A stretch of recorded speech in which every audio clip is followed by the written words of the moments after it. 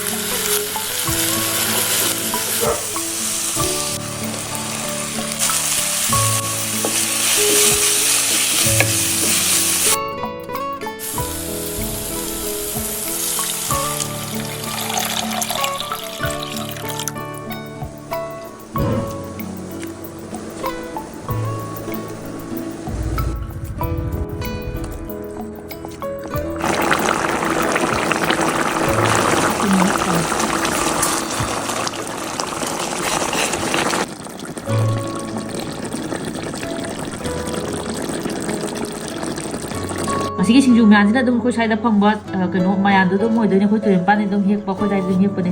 habi mana leire umprek leire du toning kho si jing ni da udoi je dum dop sujan ga dam ni ngasi de na ko pi amani jo ha pe ne singju da mahau je si di mahau mani da udoi je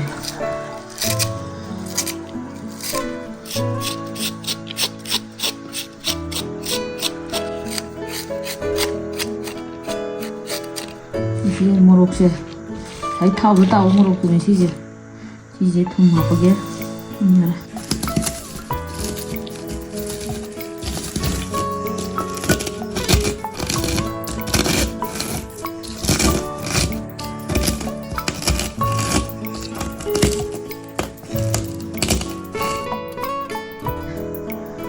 이게 그럼 하쁘네 배손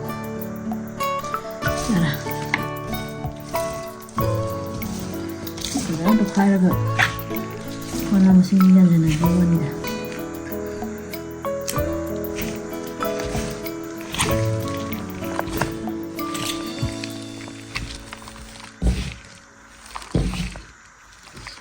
Hallucinating ngasi mathel jidi ai am pamjana thongbu mathel ne sangom sana thongbane aduga sijina khogi mana bi nai tare ai nang hawai iman bi bim chatpada moi mana surga pijarak pa singju style ne ngari hapta bida thau na ngaulaga khogi bora ju khara hapsale matam du da aduga bori ke mi yana raga surga pijarak yam haw gi vai tare adugi singju haw du ni jang tana ai ngasi mu sujabane sigije adugo sangom sana ji jo aina pajana hai tare thawai tana thongjabane adugo sijina yenga chana ga ngaubane sigi recipe di ai mathang soidana hapjarake ngasai try to matam da kaino ne pura kaino ni pura si mahau ji kaino aroi bini kaino singju jo hawi adugo sangom sana ji di try to dri sai si made na ngong ngong sai pesum cha bane khangai hawe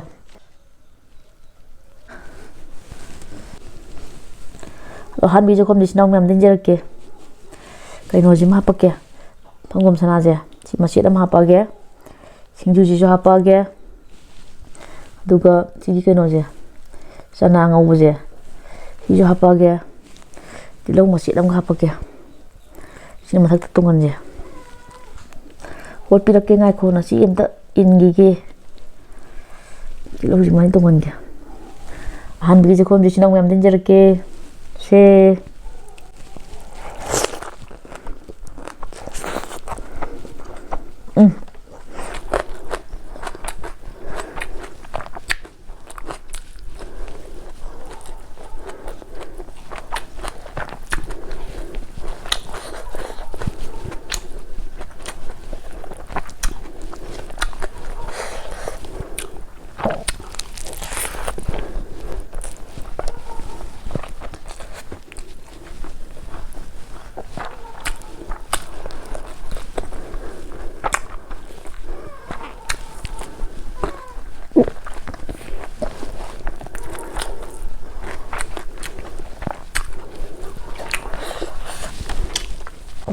Ya mau dulu ya.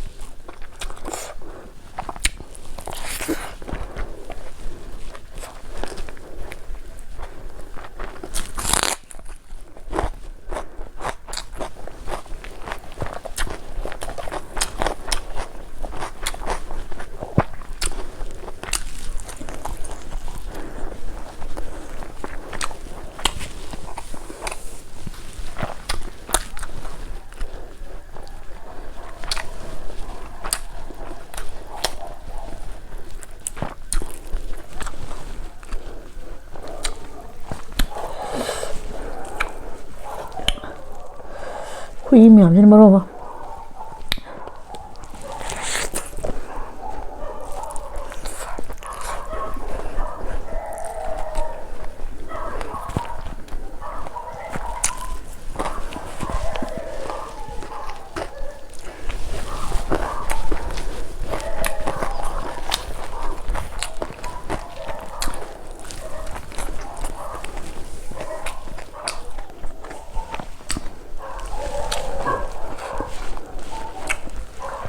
hui miyamsina lore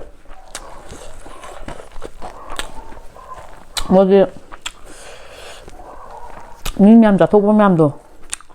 아주 미미싱 자토 미미암도 이 뭐지 포퓰레이션 explosion 오hen데야 돼 미싱도 한다 하는 비아디에는 뭐지 깐나 혼나지 인간다 나와 이거 좀돼 미싱 한다 나와 그 센스는 ning 뭐야 그까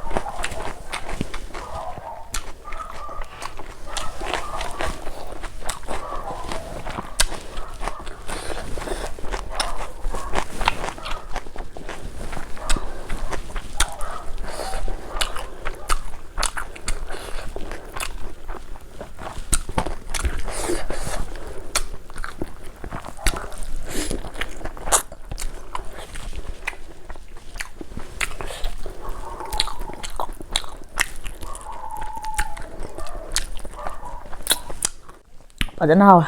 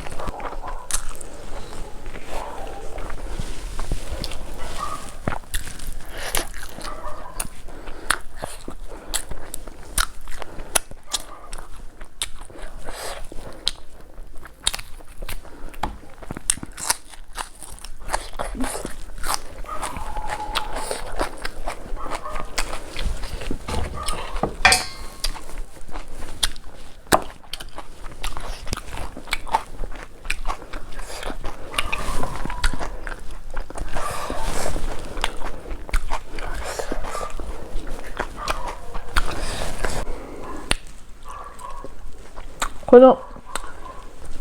Paneer thong matanda hom sa thong matanda hom sa jam sok o hen gai da de sai thom de step am sam chan gi be na thon thang hom sa taw le so taw bu le pa do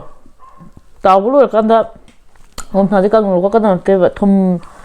yaw wi sing pat rai ta thom de sing thit pa do sing de thom thit pa do adugi sing de thom thit pa do adugi duda sa ya taw lo khot pa chong chana de thada tar ga di manung je to la go dam sok o ge dam ne bam na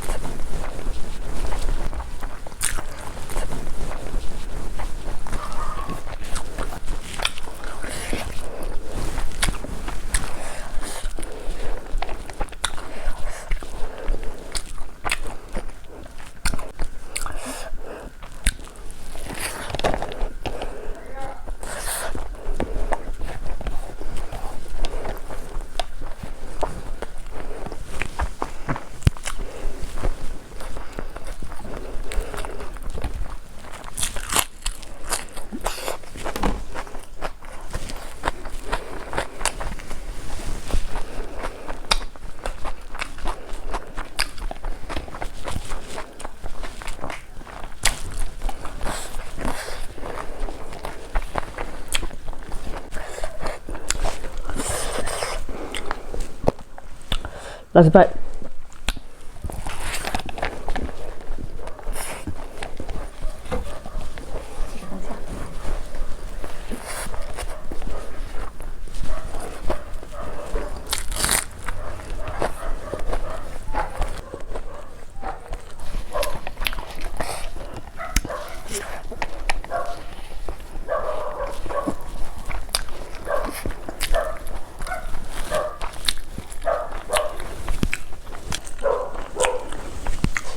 Ini lebih mah.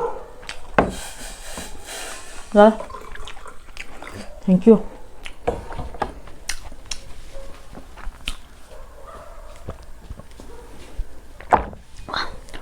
Nasi mathilje yam phajana hawe sangom sanaji jo hawe du taraga ju aina thongbuda khitang soigireba sagi ngobuluraga tawbuluraga thum yawbi sing mahi singdo ado tingam ta to lagodab je aina khitang thuna bana adu ting haudre aduna khitang maha wale adu singju ji madi yam phajana hawe adu kaungji maju lore chana kaungji ko hawji de adu matang chawda muk sumai phajana dai chana ngawji dangawrga ji nang puna jamina je do sina je nungai bi like subscribe to sin video mo mathang video da muk thenarji